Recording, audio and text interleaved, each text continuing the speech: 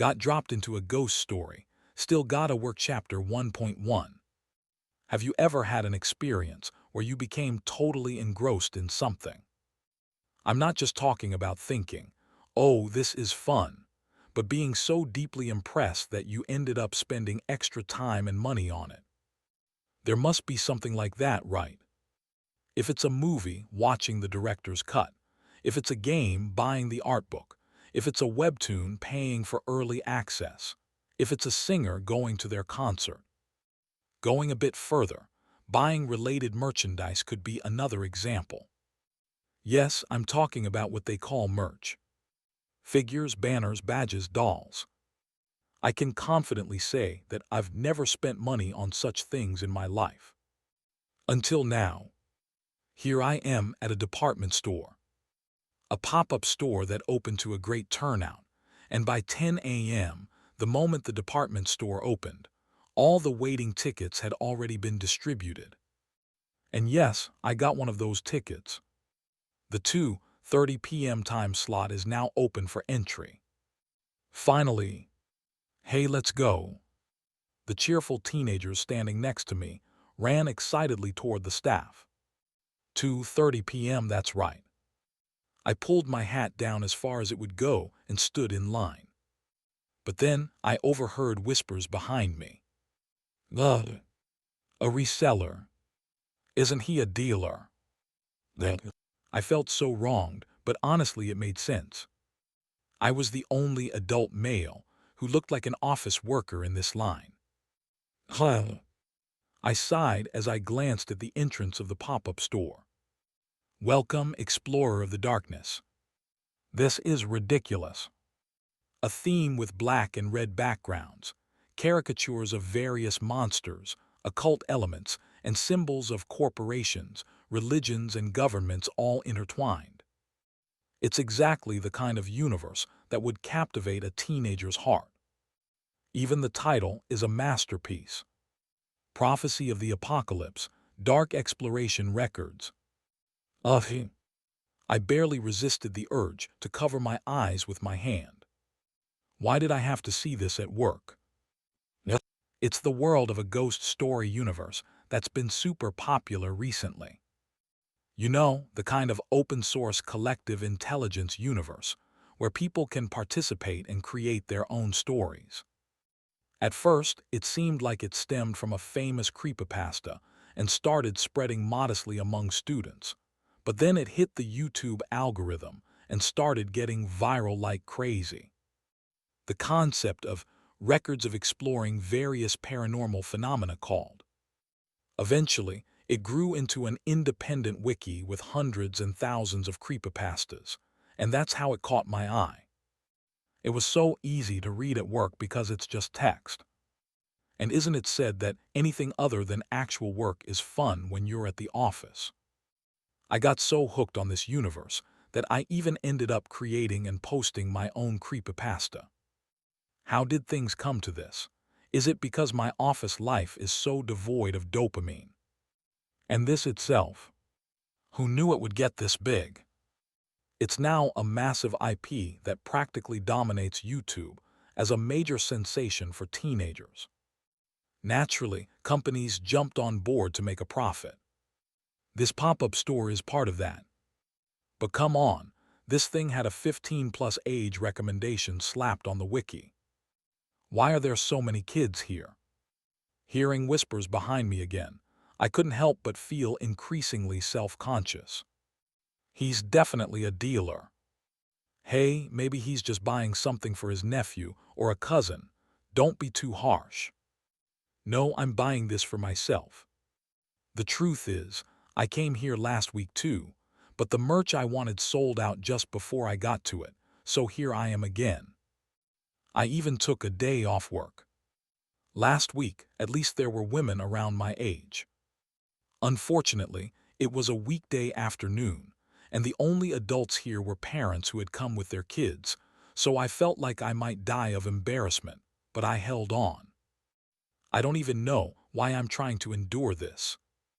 Anyway, I followed the staff's guidance and entered the store. The fact that the staff didn't seem fazed was my only comfort. Wow, hey, it really looks just like it. I could hear the middle schoolers exclaiming in awe as I took in the intricately designed interior of the pop-up store, which felt almost like a theme park. And the exhibit themes were thoughtfully organized. Daydream Inc., Supernatural Disaster Management Bureau, Church of the Luminous Unknown. In this horror universe, there are three major forces: corporations, governments, and religions, all trying to observe and secure the paranormal phenomena. That's the setup. At first, it was just stories about the government's Disaster Management Bureau, but as more people joined in and got excited, it turned into this. Anyway, it seemed like this pop-up store had picked out the most popular parts of the universe and gathered them here. It was clear that they were targeting fans' wallets by focusing only on popular characters and horror items, but the quality wasn't bad. Well, when would I ever come to a place like this again? Ignoring the stares, I quickly grabbed the items I wanted. It was a relief that most of the popular items were already sold out, so there was less suspicion that I was reselling. Would you like to purchase an L-sized eco bag to carry your items? It's 5,001.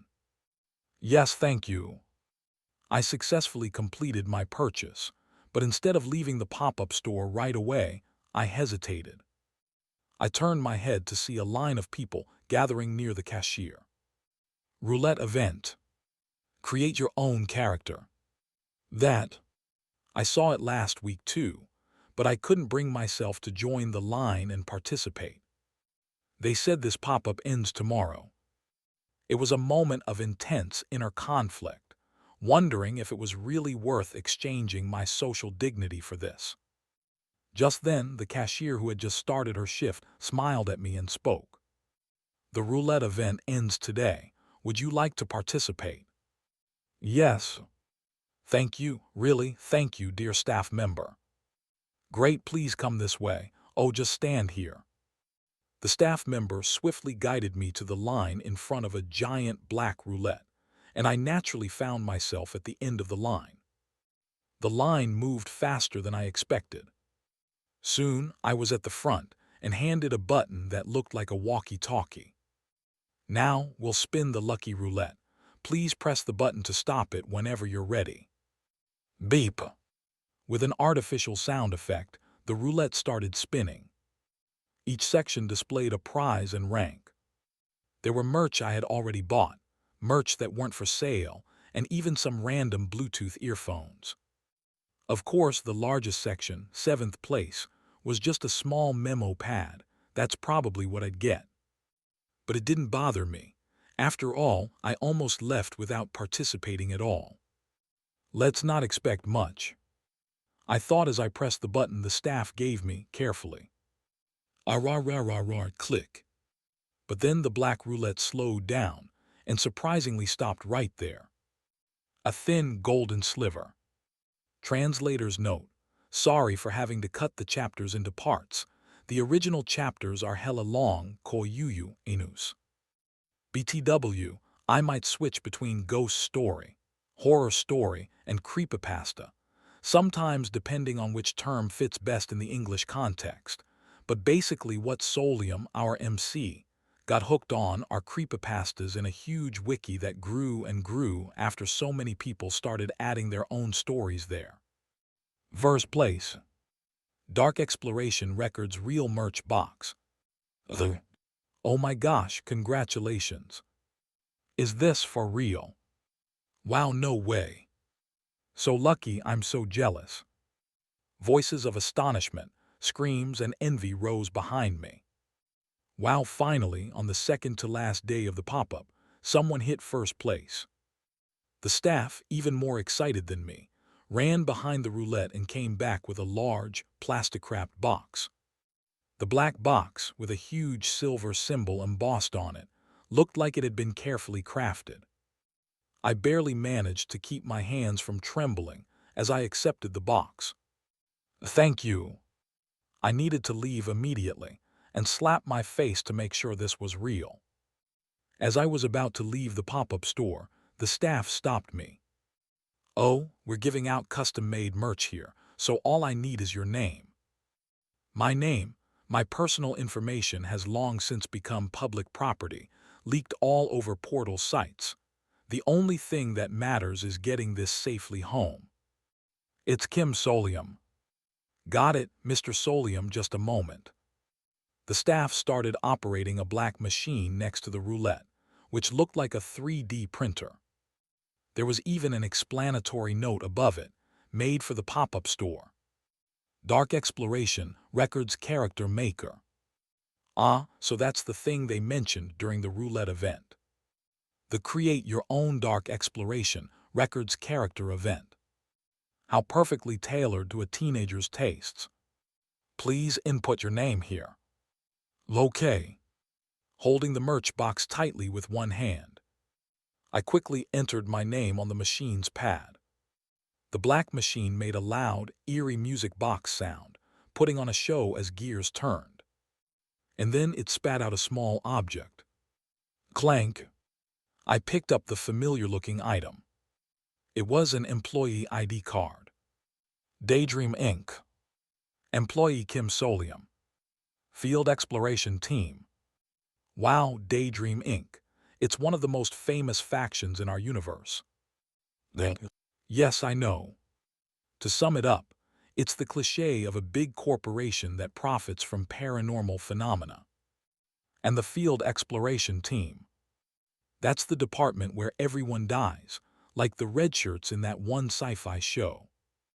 It's the team that always gets sent to investigate the paranormal, only to meet their end. Because of that, a lot of the named characters seem to belong to the Field Exploration Team. Wow, an employee ID from the Field Exploration Team. I'm really looking forward to seeing what kind of adventures employee Kim Solium will have in the universe. Yes, thank you. I was about to cringe hard, but managed to hold it in. At least it's not an ID from a government agency or a shady religious cult. Thank goodness it was a corporate employee ID. Although it was a little embarrassing, the staff had clearly said this so many times that they had built up immunity to it, handling it all with professional poise. With that, the roulette event seemed to be over after I received the employee ID card. Thank you. I looked down at the employee ID card with my name printed on it and sighed inwardly. This needs to be hidden somewhere no one will ever find it. No matter what, my tolerance for embarrassment couldn't handle this any longer. Meanwhile, the staff cheerfully asked again. Do you like it? You'll treasure it, right? Yes. Liar. I looked up thinking I misheard. Smirk. The staff was suddenly smiling at me with an unnaturally wide grin. Their mouth stretched upward unnaturally, almost reaching their ears.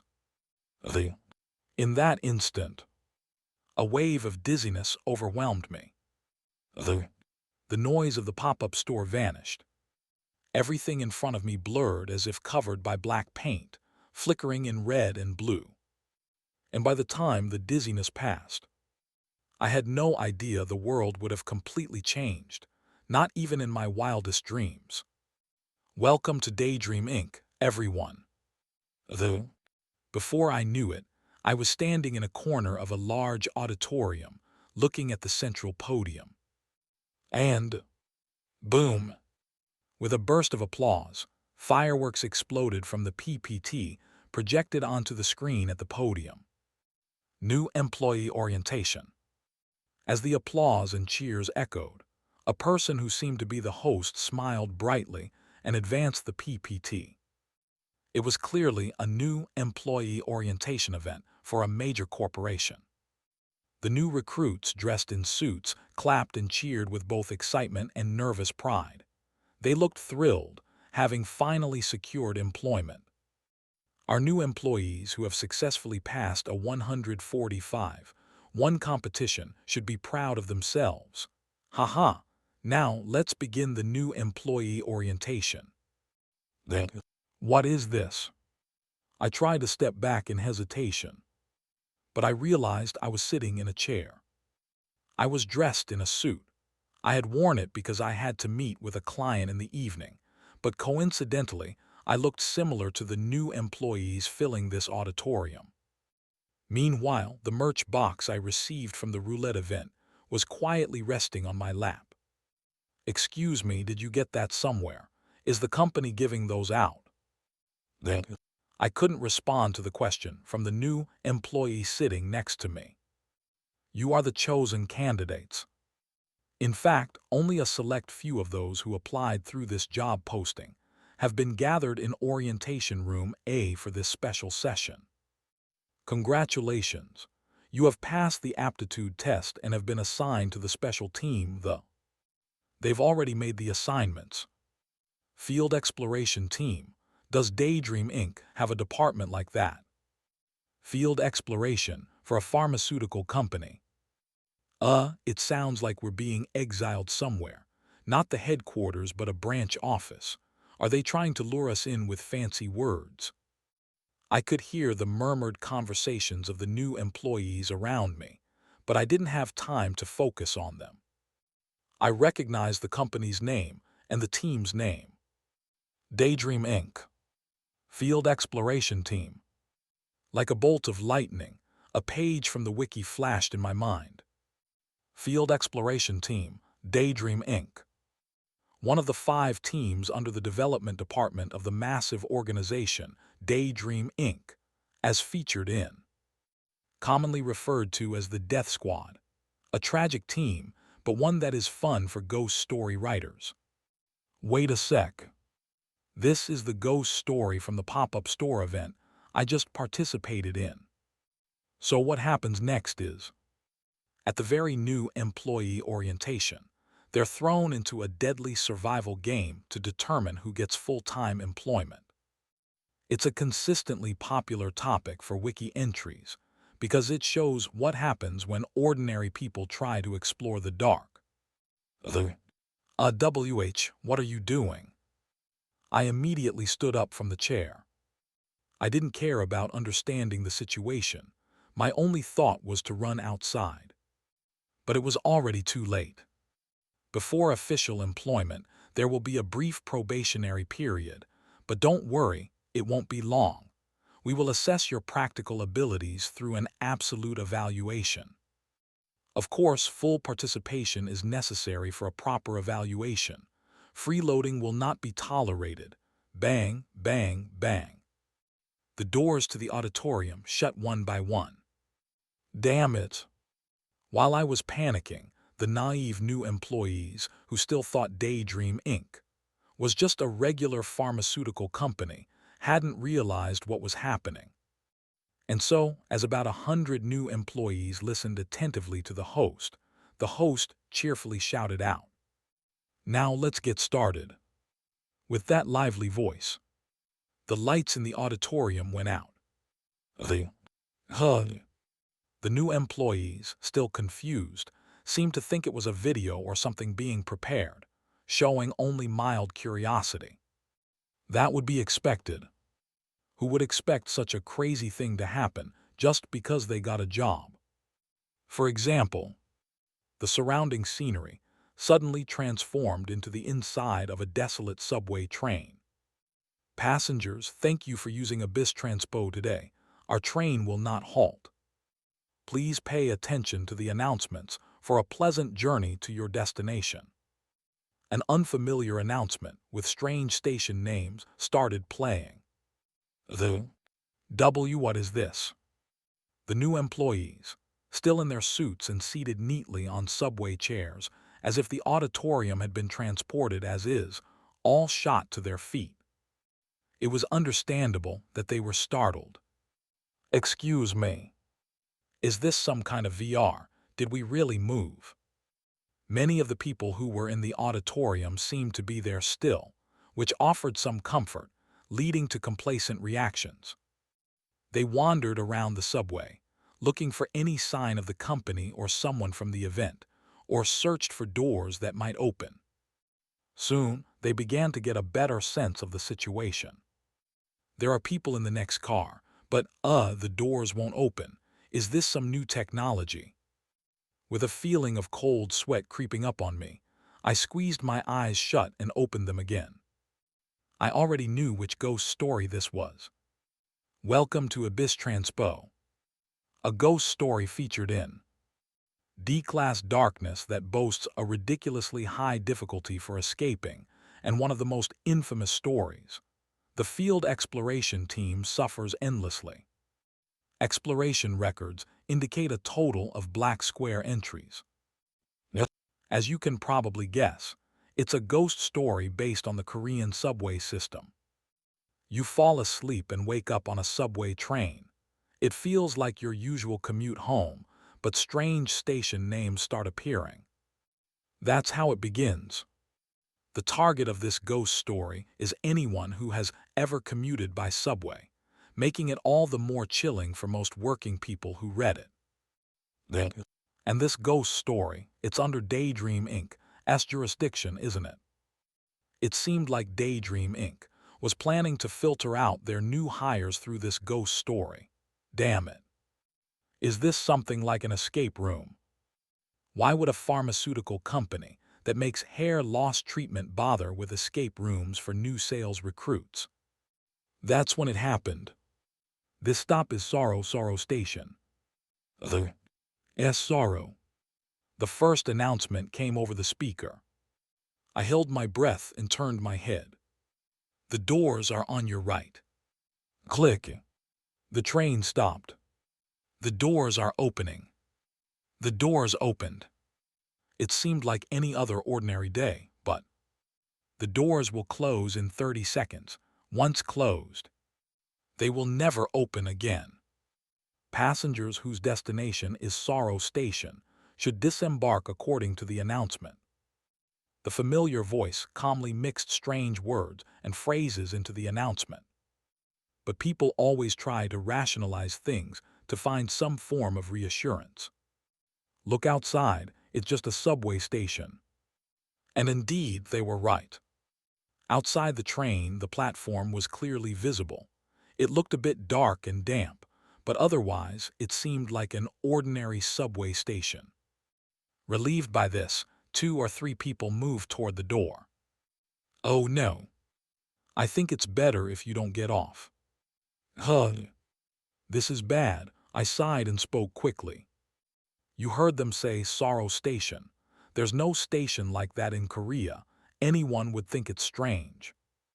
Oh. Yeah, I think this guy's right. Maybe we should wait and see how things play out.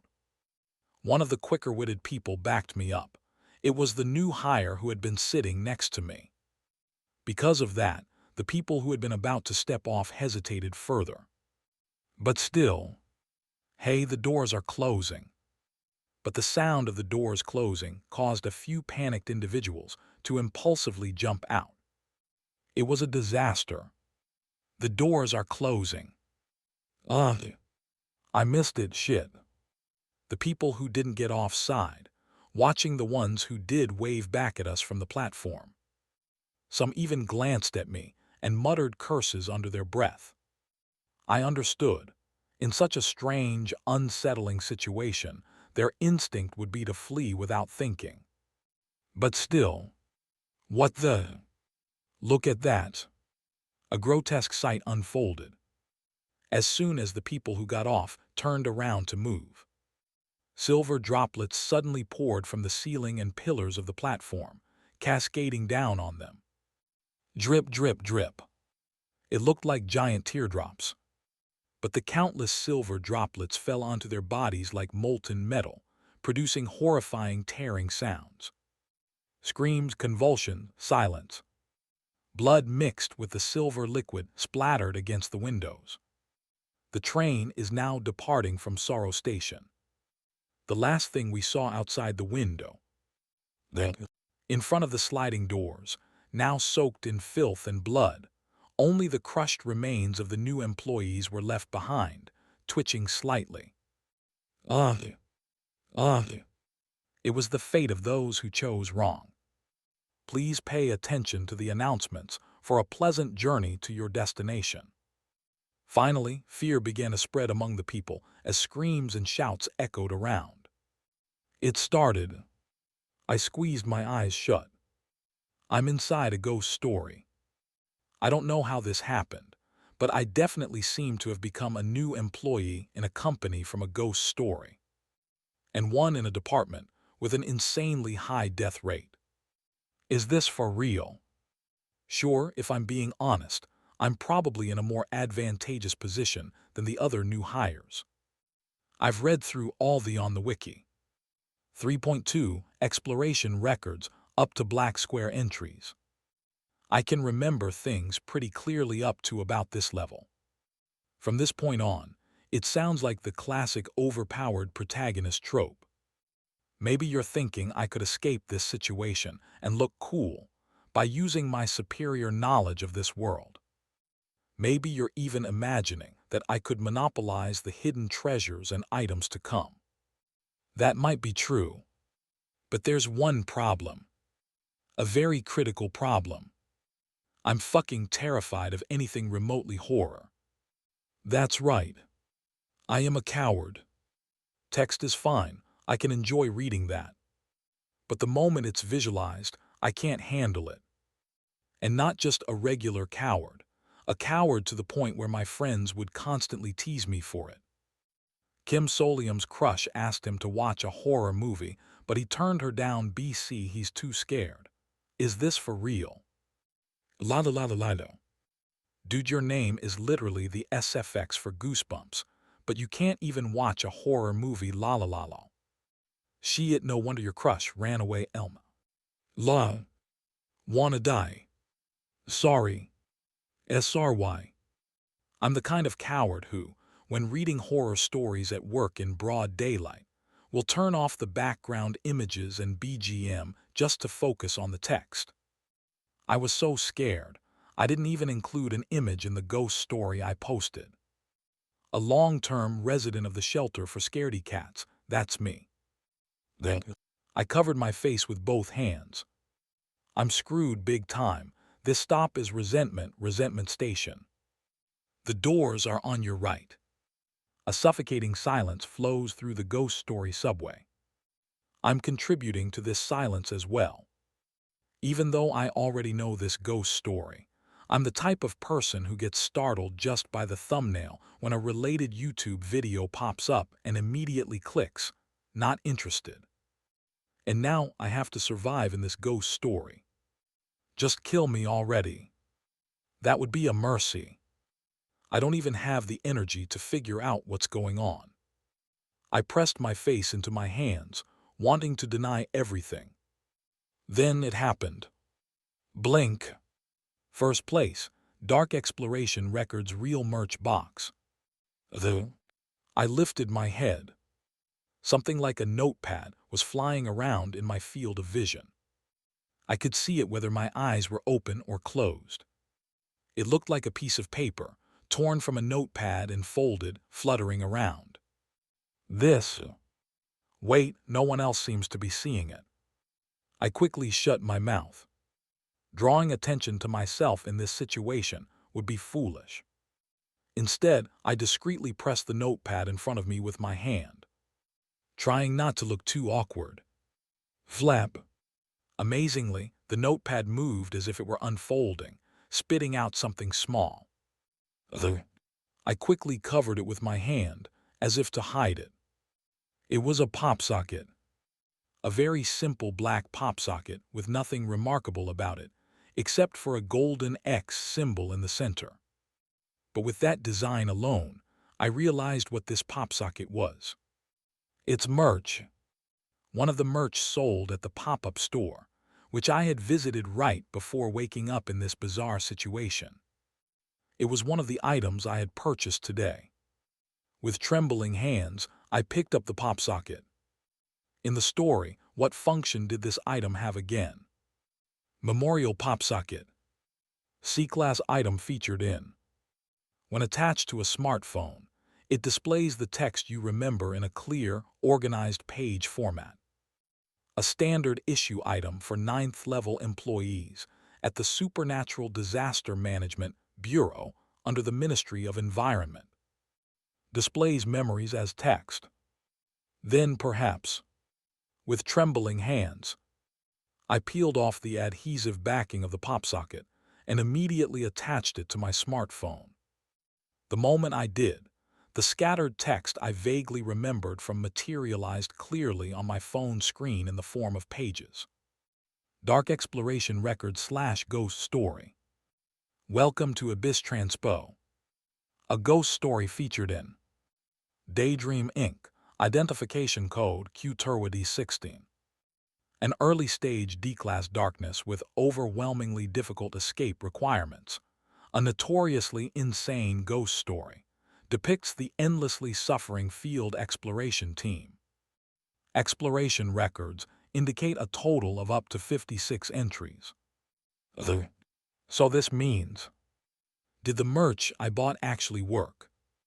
Come to think of it, the black merch box that had been resting on my lap had disappeared without a trace.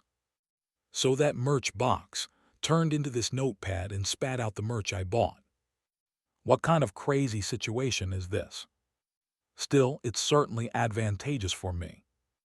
The ghost story universe I've entered. Do you know how many internet veterans have unleashed their creativity based on this? There are literally hundreds upon hundreds of ghost stories.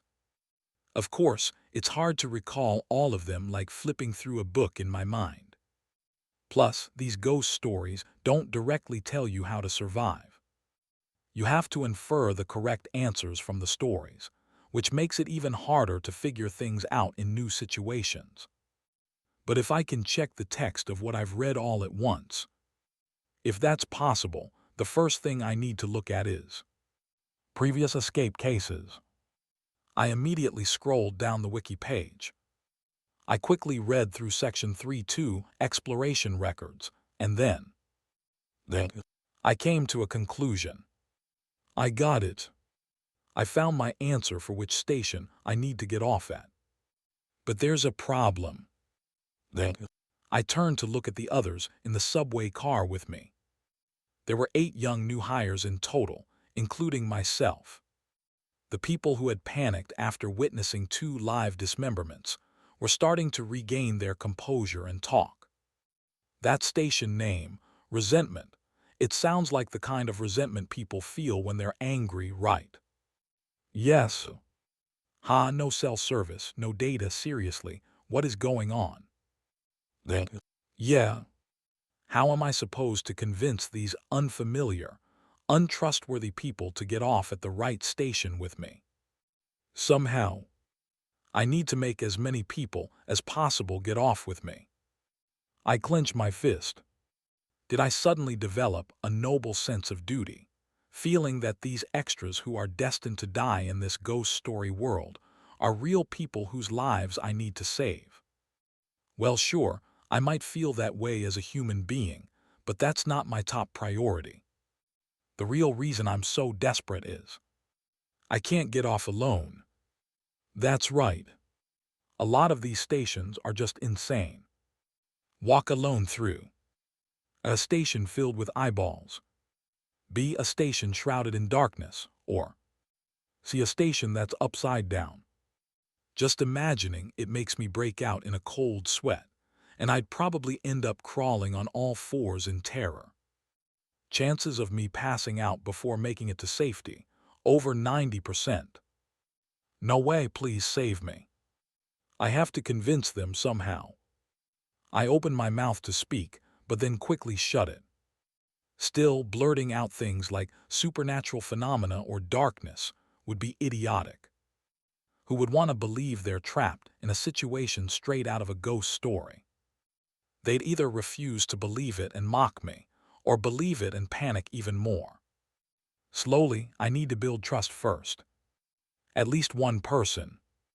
If I can just convince 1 or 2 people, the herd mentality will make it easier for others to follow. Let's see, someone who seems like they need help, or a clue to build a connection with. Ha, this is like some YouTube ghost story. Found one. You mentioned a ghost story. A woman with short hair and a calm demeanor nodded slightly, looking a bit flustered. Yes, I watch ghost stories on YouTube sometimes, and this reminds me of one. Could you tell me more? This doesn't seem like a normal situation, so it's probably best to share any information we have. It's not really information. It just feels like everything is straight out of a ghost story. The lecture hall suddenly turned into a subway, and people died like that. Her face turned slightly pale, likely remembering the insane dismemberment that happened just moments before. I understand. I want to throw up too. Let's both try to erase it from our minds as quickly as possible. I'm sorry. I didn't mean to suddenly. No, it's the same for me. It's hard to think straight with everything that's happening. The woman gave a weak laugh. You seem to be handling it more rationally than anyone else here. That's only because you haven't seen me fainting in panic yet. Huh. And surprisingly, around this time, someone else approached me. For a very good reason. You were sitting next to me earlier, right? It was a man with curly hair who looked fairly innocent. Now that I think about it, he was sitting next to me in the lecture hall earlier. It seemed like this new hire wasn't part of any of the other conversations happening around us. He rubbed the back of his neck and glanced between the woman I was talking to and me before extending his hand like he wanted to shake mine. My name is Beek Sahian. Nearly forgot to shake his hand for a moment. Beek Sahian. He's a named character. == Dark Exploration Records / Daydream Inc. / characters. Beek Sahian. An employee of Daydream Inc. In. Final rank Section Chief. Total number of exploration records, 106. Of these, 17 are special cases recorded in the wiki. Nickname Viper. == He was an employee who had appeared multiple times in. I looked up and stared at the man with the somewhat timid-looking curly hair, letting out a small sigh. This guy is Beek Sahian. He doesn't really match the image in my head. Still, it felt strange to meet someone in real life who I had only seen as a text-based character in a ghost story universe. Meanwhile, the short-haired woman who had first mentioned ghost stories extended her hand as well. Given the situation, we might as well introduce ourselves. I'm Go Yeonjun. It was a name I'd never heard before, and if I don't know a character's real name, it means one of two things.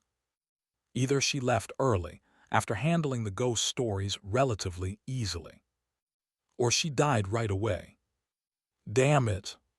Sometimes, named employees only appear with nicknames or code names, but in those cases, their personalities are so distinct that you can identify them immediately. This feels unsettling. I quickly pushed those thoughts aside and hid my discomfort. I'm Kim Solium. The handshakes were brief, and we naturally sat down in the subway seats to continue our conversation. In the meantime, it felt like the people around us had started to split into groups. Those people. It looks like they're trying to communicate with the front car somehow. Seems so. In this ghost story, moving between subway cars is prohibited. As expected, they soon gave up trying to communicate and returned, using hand gestures to signal their failure. What should we do?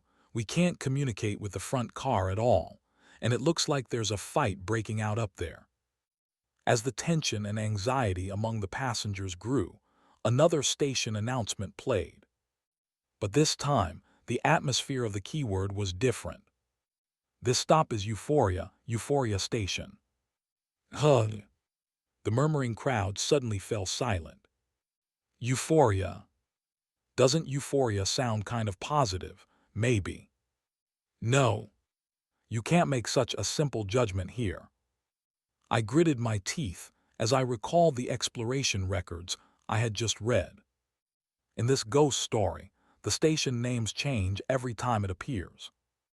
That's why it's impossible to find a specific phrase or station like "get off at this station" or "this station is the answer" in the previous cases to guarantee an escape. But you can identify trends. Like this. == Dark Exploration Record / Ghost Story. Welcome to Abyss Transpo. 3.2 Exploration Records, up to 56 entries. 1 stations named after colors like red, yellow, blue. 2-person escape success, attempt, blue station. 2 stations named after body parts like left arm, cornea, heart. No recorded escape success, attempt, cochlea station. 3 stations named after serial killers like Black Black, Black Black Black Black, Black Black Black. 12-person escape success, attempt, Black Black Black station. 4 stations named after years like 2008, 2012, 2016.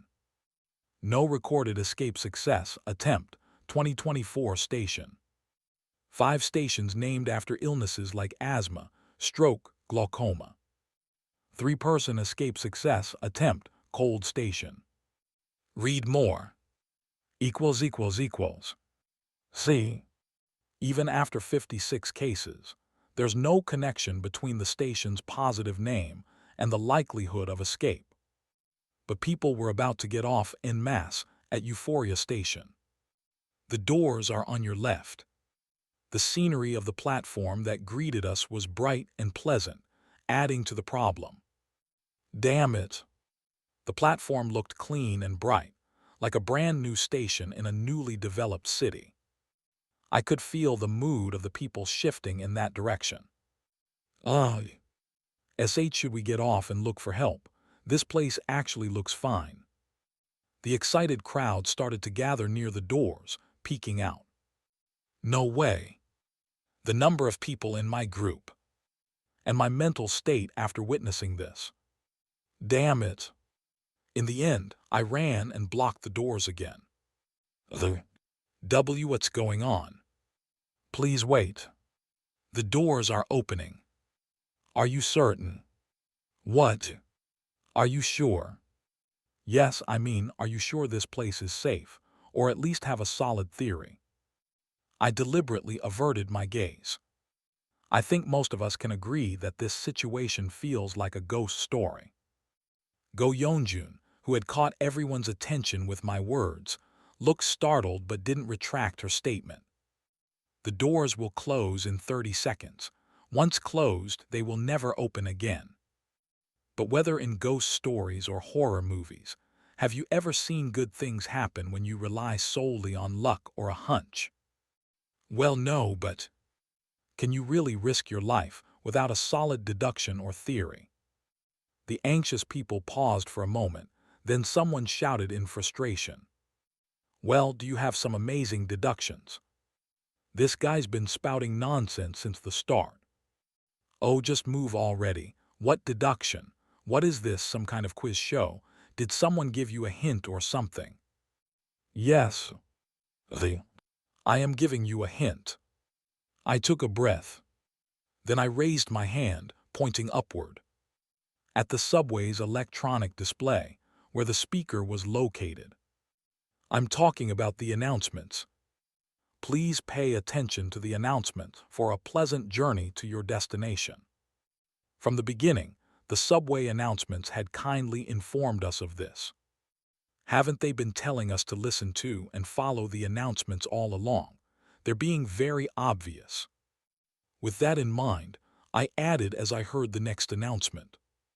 Passengers whose destination is Euphoria Station should disembark according to the announcement.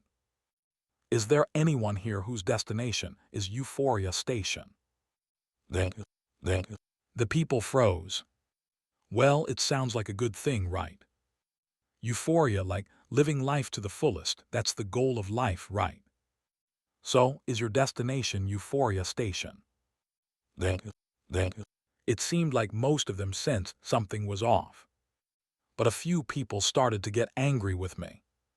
Hey, do we have any real destination right now? Why are you butting in like you know everything when you don't either? If we can't get off and escape because of you, are you going to take responsibility? Will you take responsibility? Take responsibility. Yes. The WH what? I will take responsibility. That's an easy question. I was planning to escape together with them anyway. If they get off here, it's a guaranteed wrong answer after all. So there's no way my answer could be worse than that. But since they didn't expect my response, they stood there with their mouths open, frozen in their places. Seeing me take such a firm stance seemed to shake them. I could see their internal struggle. The doors are closing. Meanwhile, the doors shut. Ugh. I stepped aside. A few people who had been staring at the closed doors in disbelief clung to them. But no one was yelling at me for blocking them anymore. Is this enough? I was feeling somewhat satisfied when I suddenly heard a panicked shout. Hey, everyone in the front car got off. They all got off. I immediately looked beyond the train window. Not everyone, but about 5 or 6 people seemed to have gotten off at once. Sigh. Honestly, I didn't want to watch what was going to happen next. But I needed to see it to make a coherent argument later. Damn it. Holding back a curse, I squinted through the window, my vision blurring slightly. They're running. The people who had gotten off seemed to have quickly decided to move. I saw 5 or 6 figures running toward the platform's exit, heading for the stairs. But they were too late. Ugh. The platform floor began to boil with a yellow hue, and the runners' feet started sinking into the ground as if melting. Gold. It was a bizarre sight, as if their lower bodies were turning into gold and fusing with the floor. They screamed and struggled to run, but their movements grew slower and slower. Until finally, their bodies collapsed, leaving only their upper halves, which tumbled forward at the base of the stairs. Even those were turning into shining gold. The easiest way to experience happiness. Hyuga. MMPH. The train is now departing from Euphoria Station. Inside the departing train car, only the sounds of people gasping in shock and sobbing filled the air. One of the people who had been about to get off grabbed me in desperation and asked, "Why you said you'd take responsibility? Can you really guarantee we'll find a safe place?" Yes, I answered firmly. It was ridiculous how the conversation had jumped to me guaranteeing the correct answer, but honestly, that was the only answer I could give. This is crazy, really. My legs were shaking so badly, I thought I'd collapse. The image of their lower bodies disintegrating kept replaying in low resolution in my mind, making me nauseous. One thing was certain. Even if I were to survive this, I wouldn't be able to sleep tonight. During all this, Beek Sahian spoke to me in admiration. "You're amazing, teacher." Teacher. Oh, I tend to call people teacher when I meet them. He awkwardly smiled and added, "There aren't many people like you these days. You know, who can firmly say what's right or wrong instead of speaking in vague terms like, 'I think it might be.' I hope the outcome matches your confidence." Thanks for the encouragement, but this isn't the kind of situation where vague words or detached speech will help. If we don't get a good result here, you're dead too, you know. Wait. No, that's not right. I had missed something while whining about how scared I was. If there's a record of Beek Sahian working as an employee in, that means he passed this entrance exam, right? If that's the case, couldn't I just follow Beek Sahian when he gets off at a station? If I convince myself and go Yeonjun, that makes 3 of us. When someone actively supports getting off, there's a higher chance others will follow as well. Is it really this simple? Beek Sahian. Yes. Is there a particular station you want to get off at? I mean, is there a word or name that, when it appears, makes you think, I should get off here? Suddenly, I'd like to hear everyone's thoughts. Ah. Beek Sahian seemed to ponder for a moment before shrugging. Not really. I'm not very knowledgeable about this stuff. I see. So he hasn't gotten a clear idea yet. I nodded casually. In any case, this seemed like a decent idea, so I was going to keep an eye on it. Ding ding. Attention passengers. This is an announcement from Abyss Transpo to ensure a pleasant journey. Please pay attention. The announcement started again. Everyone stopped talking and immediately looked up. The train is about to pass through a curved section, which may cause noise and shaking. Please be seated to prevent accidents. Ah, fucking hell. Everyone, let's sit down.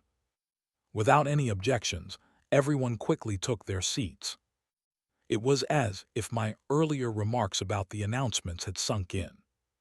Even the person who had been adamant about getting off earlier sat down quietly and was one of the first to find a seat. But not everyone seemed to follow the same logic. Oh no, the people in the front car. Those people. The passengers in the front car were still standing, seemingly too caught up in a heated argument. Although I couldn't hear exactly what they were saying, their raised voices must have drowned out the announcement. It was clear just by looking at them.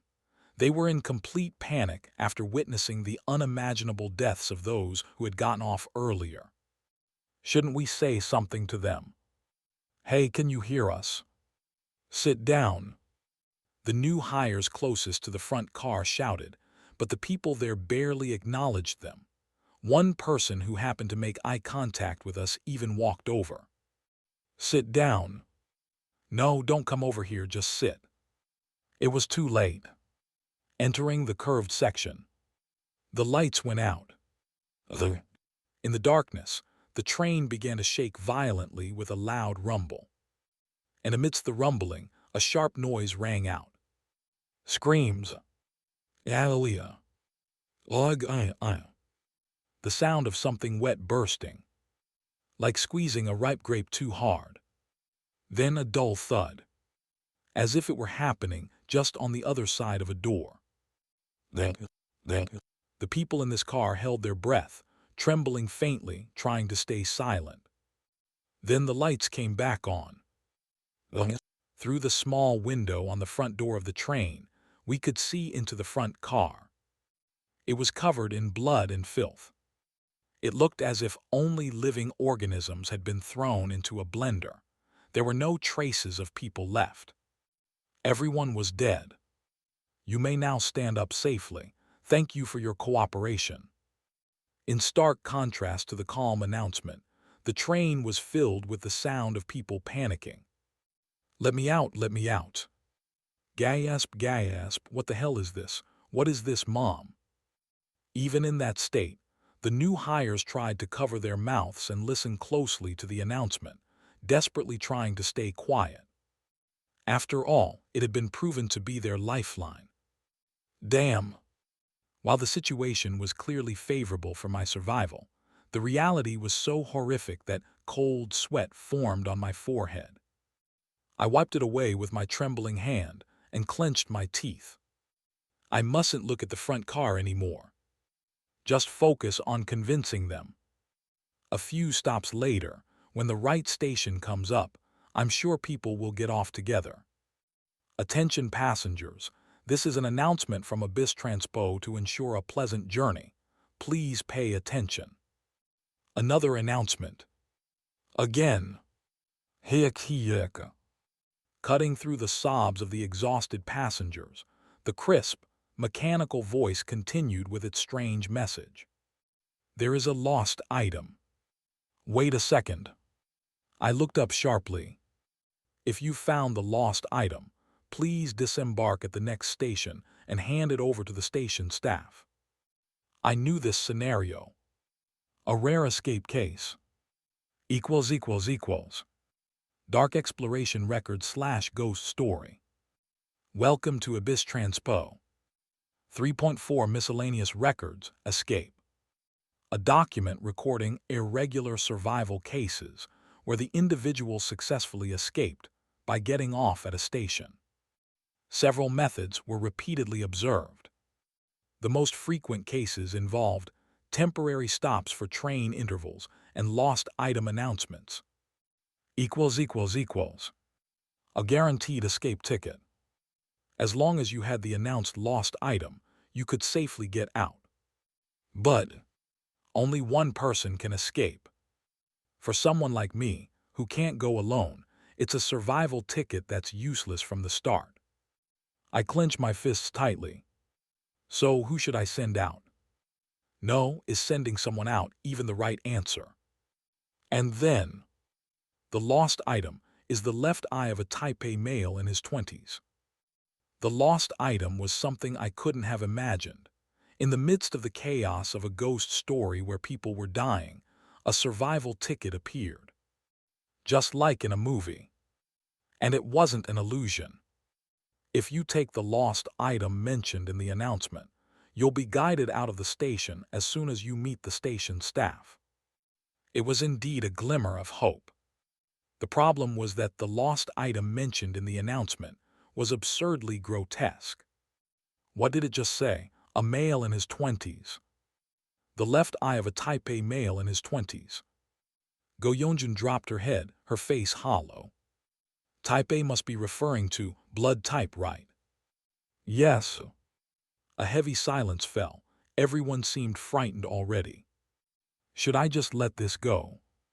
If we get off at the right station, everyone can survive.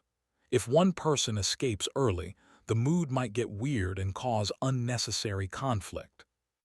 But things didn't unfold that easily. Still, wouldn't it be better to find it? Yeah, you never know what might happen. These new hires were so focused on the announcement that they couldn't just let it go. Let's see how this plays out. By the way, how old are you? Oh, I'm in my 30s. You look young for your age. Oh, and I'm blood type B, so I don't count. Same here. Everyone started checking to see if they fit the description of a 20-something male with blood type A. But no one matched the conditions exactly, and soon the question turned to me. Kim Solium SSI by any chance? I answered simply. I'm type OB. It was actually a lie. I'm blood type A. But there's no reason to reveal that I'm the target. If people thought I was trying to gain an advantage, they might misunderstand and refuse to listen to me later. I see. Then what about you, Beeksahian SSI? Wait a second. Suddenly, the person sitting across from me raised his hand with a serious expression. Actually, I fit the criteria exactly. Oh. He spoke in a rather grave tone, probably because he was worried he might die if things went wrong. He doesn't need to worry about that, though. And the reason he suddenly confessed became clear. This stop is Anger Station. The announcement for the next station had just been made. The station where the station staff would be waiting to collect the lost item. The new hire who had stepped forward looked tense.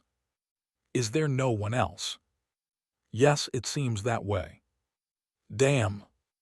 Beeksahian, who had been listening to the conversation next to me, sighed and then asked him. The doors are on your right. You said you're blood type A. Why, yes. Too bad. And then a fist flew. A brutal, sickening sound echoed as Beeksahian's fist mercilessly struck the left eye of the new hire who had confessed to being an A-type 20-something male. Beeksahian had struck him with his smartphone, using the corner to hit his eye, as if he didn't care if it burst. And just as the person collapsed, without even managing to scream. The doors are opening. Beeksahian leapt over the fallen man and exited the train. What just? LGH. Who the hell are you? The others, too late to react, screamed in shock. Beeksahian chuckled softly. You morons. If one eye is all it takes to escape, just do it already. It said we could get off the train. It seemed Beek Sahian had accurately understood the nuances of the announcement. If you found the lost item, please disembark at the next station and hand it over to the station staff. Even though there had been a hint to pay attention to the announcements, it was an incredibly bold move. Well, it's hard to expect that kind of reasoning from someone who expects others to take responsibility for their own survival. What? On top of that, Beek Sahian calmly continued his blunt remarks. It was as if he was certain no one would dare follow him off the train. And he was right. Everyone had already seen what happened when you got off at the wrong station. That guy. Go Yeonjun was so enraged that her face turned red, but for the first time, I felt a sense of clarity. It made sense. His nickname was Viper. The portrayal of Beek Sahian in it now made sense that it came from a personality like this. I thought he might be okay since he was a new hire and hadn't yet been corrupted by society, but it seemed this was just his natural personality. The doors are closing. Meanwhile, Beek Sahian waved towards the train with a smug smile, clearly pleased with his successful escape, even if it meant giving up someone's left eye. That guy. But the thing is, it wasn't necessary. While everyone was focused on Beek Sahian, I quietly reached my hand up to the luggage compartment. I definitely saw it earlier. And as I reached deeper, I grabbed something hidden in a blind spot like magic. I pulled it down to check. Inside a strange, portable lens case was an eyeball. And a label. Type A/female/27/R. This was another lost item candidate. A lost item isn't something you lose yourself. It's something someone else loses, right? In fact, this announcement was more of a treasure hunt, where you had to disembark with the lost item that perfectly matched the description from among a few candidates in the luggage compartment. There were even cases where people had randomly handed over what they had and managed to escape. So now Beek Sahian is part of that statistic. But what if he found out he didn't actually have to sacrifice that guy's left eye? The screen door had already closed. As the train was about to depart, I briefly made eye contact with Beek Sahian, who was turning toward the platform. I raised the lens case with the eyeball in it, making sure he could see it clearly through the window. I had covered the label, so only one thing would be visible. The eyeball. Through the glass door, Beek Sahian's expression changed as he realized what it was. But by then it was too late. The train is now departing from Anger Station. The train began to move. I looked back at the new hire Beek Sahian had attacked. Judging by the wound on his left eye, Beek Sahian had tried to eliminate another, correct lost item besides his own. He must have thought only one lost item would be acknowledged. I couldn't blame him for trying to survive by escaping on his own, but he had crossed a line. I turned my head back toward the door. From far behind, I heard the sound of someone furiously pounding on the sliding doors. And faintly, in the distance of the departing platform, I thought I could hear the agonized screams of someone enduring a strange kind of pain. The lost item has been successfully handed over to the station staff. Translator's note: I won't cut the chapters if the original's not super long. One person had escaped the ghost story, but they did so with an eye gouged out. Who? Did you hear that? However, unlike the previous times, the passengers didn't show much pity, even though they were terrified and disgusted. Is this the result of violence without persuasion? The train became briefly chaotic as people checked on the condition of the person attacked by Beek Sahian. This stop is Hatred Station. Hatred huh. The announcement only deepened the gloomy atmosphere. Go Yeonjun, who had been looking after the new hire holding his injured left eye, stood up. Her face was dark. "I'm almost certain his cornea is damaged. It's worrying." "Are you in the medical field by chance?" "No, I studied it briefly in college but changed majors, so I never took the national exam. I'm not a professional." Go Yeonjun sighed and sat down on the floor, cross-legged. "The doors are opening." The train doors opened, but people only glanced outside, not making any moves. They simply looked out cautiously. At the same time, they also glanced at me. It seemed they were waiting to see if I would suggest we get off here. At least they're paying attention. I had worried that Baek Sahian's actions would make people more suspicious of each other, but instead, having a common enemy seemed to have calmed everyone down. It also felt like, given the madness of the situation, they were waiting for the next statement from the person who had spoken confidently earlier. In other words, me. It even felt like they might leave the decision of which station to disembark at to me. "You must feel a bit pressured." Go Yeonjun spoke with a complex expression. "People keep leaning on you." Thanks." "They're scared and anxious, so I hope you don't find it too exhausting or distasteful." Sorry. I'm scared and anxious too, which is why I'm trying to lead everyone. I've been trying to think things through in my own way too." "Oh, I see. The floor is open to opinions. In fact, I welcome them." "What have you been thinking about?" "Well, I've been pondering what you said earlier about the final destination." Go Yeonjun lowered her voice. "If it's the final destination for a person, could it be death?"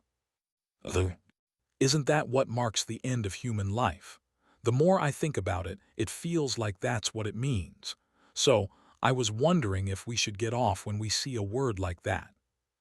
"Oh." But then I thought, would that just mean we're going to die peacefully? So I couldn't say it for sure. "No, that's a very convincing thought." "Is it really?" "Yes, however." I trailed off, and before I knew it, I smiled slightly. It was because I had just seen the name of the next station on the display. What does the term destination really mean? What? If you look it up in the dictionary, a destination is defined as the place or goal someone is trying to reach. And the theme of this train is very straightforward. Sit down, find the lost item. The instructions are given clearly and without twists, and if you follow them, you stay safe. Even those who got off at the wrong station died in a very straightforward manner. So I'm approaching the term destination in the same way. I believe that the destination mentioned by this train refers to a place or goal that we, in our current state, haven't yet achieved or reached. If you think about it that way, the criteria for choosing the right station become very simple. Something I don't have. If we apply this logic, we can reinterpret the previous escape cases as well. == One station's named after colors like red, yellow, blue. Two-person escape success, attempt, blue station. Two stations named after body parts like left arm, cornea, heart. No recorded escape success, attempt, cochlea station. Three stations named after serial killers like black, black, black, black, black, black, black, black, black. 12-person escape success, attempt, black, black, black station. Four stations named after years like 2008, 2012, 2016. No recorded escape success, attempt, 2024 station. 5 stations named after illnesses like asthma, stroke, glaucoma. 3-person escape success, attempt, cold station. At Blue Station, the people who escaped were likely those who had nothing blue on their bodies or belongings. And it makes sense that the station named after serial killers had many escapees. No one in the train would have been one of those serial killers, so almost every station would have been the correct choice for them. On the other hand, stations named after body parts. The likelihood of someone missing a body part is lower, which is why they failed to escape. It's the same with stations named after years. Everyone had experienced the year 2024, which is why they failed to escape that time. If we apply this logic, it becomes clear which station we should get off at now. An emotion I don't have. So, we need to choose an emotion we would never feel in this situation. What? This is where it gets tricky. Most people have experienced all basic emotions like joy, anger, sorrow, and pleasure. Unless you're someone who lacks a particular emotion, it becomes very difficult to choose the right station. Even if the intensity of emotions varies, most people have felt them at some point. Therefore, we need to choose an emotion that isn't expressed in degrees, but exists as a more neutral state. An emotion that conceptually exists, but is extremely difficult to fully experience. That's what we need to choose. This stop is Serenity, Serenity Station. The announcement played. It's easy to think that this is just another ordinary emotion as a station name. After all, we often say things like, "That person looks so serene." But it's a phrase we often use when describing others. It's rare for someone to describe themselves as serene. And it makes sense. The dictionary definition of serenity is to be without any worries or concerns. But can a person truly be serene, without any worries or anxieties? The chances of that are almost non-existent, especially in an extreme situation like this. This is the correct station. We're getting off here. I spoke confidently and without hesitation. I stood up immediately. The others, startled, stood up as well, watching me. We're getting off here. Yes. I then approached the injured new hire, who was clutching his eye, and helped him to his feet. I'll help you. Thank you. As I led the injured person toward the door, the others instinctively followed. No one could back out now. We're all getting off together. Good. If we all escape together like this.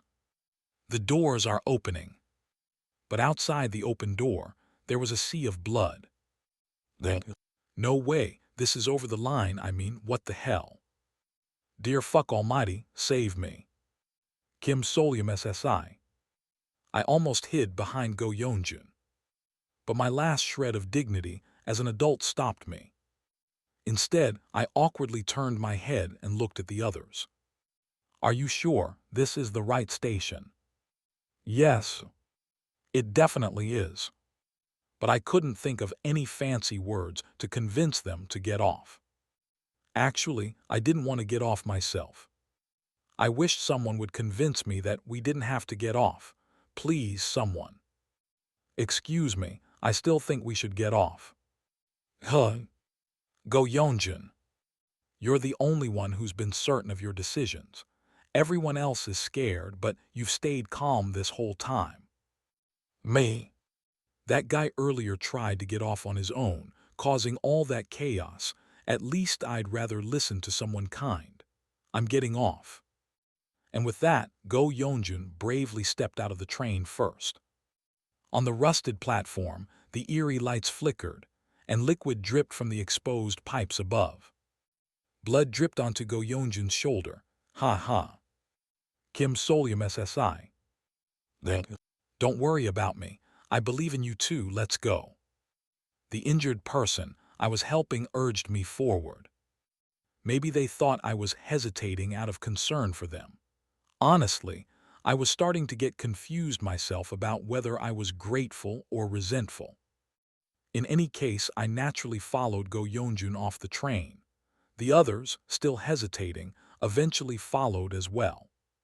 At least I wasn't the last one off, which was a relief. It's easy to overlook, but being the last one is the scariest position. At this point, I just want to abandon myself. Should we head up the stairs? Yes. Even in this situation, Go Yeonjun yelled toward the other train cars. "Hey, get off, this is the right station." I wasn't sure how effective it would be. Some might have been too wary to get off, but still, if even one more person gets off because of that, we're saving them. I have to admire her. No, I'm really trying to focus all my attention on admiring her right now. Helping the injured person was definitely a good decision. Whenever my focus started to waver, I instinctively stopped myself from panicking. I recommend it to all cowards, though I doubt many cowards would ever be in such a ridiculous situation. Thus here. Let's keep walking. I tried my best to avoid looking at my surroundings as I walked with the group. I saw the stairs ahead. Talisman-like symbols are plastered all over them. Realizing that even the stairs looked far from normal sent chills down my spine, but I'll just focus on the feeling of going up. One step. Another step. I walked quietly. Soon I felt my vision blur slightly, and then, congratulations, new employees. Suddenly, we were back in the lecture hall. The bright lights. A modern, comfortable, spacious room. Reality came rushing back as I looked at the large screen in front of me, where bold text had appeared. Congratulations. You have been officially hired to the field exploration team of Daydream Inc. The people who had escaped with me collapsed into chairs, their legs giving out. I turned my head and counted. 1, 2, 3, 7. Everyone who had been in our car survived. We made it. From the ghost story, 7 out of the 10 people in our car escaped. Now it's time for the gift awarding ceremony.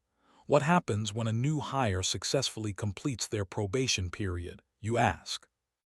Usually, there's a light-hearted celebration with a gift-giving ceremony. I didn't expect a major corporation inside a ghost story to be the same. Let's see, oh my.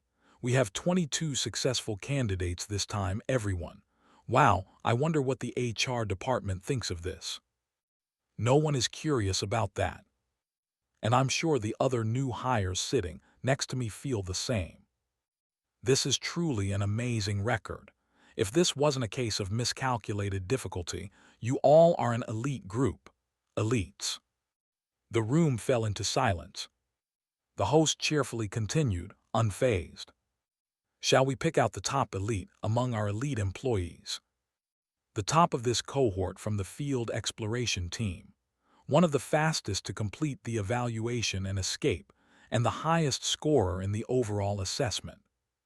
The host raised his hand. Congratulations, Kim Solium SSI. Me. Kim Solium SSI, are you there? The event won't end until the gift is presented. Tilda, come up and accept it. For real? Why though? I stood up, since it would be foolish to stay seated after being given instructions. After all, we had just been stuck in a ghost story where failing to listen to announcements meant death. Ah, you're quick to get up. That quick comprehension will serve you well in our department. What a shame, such a shame. Was this a superior from another department?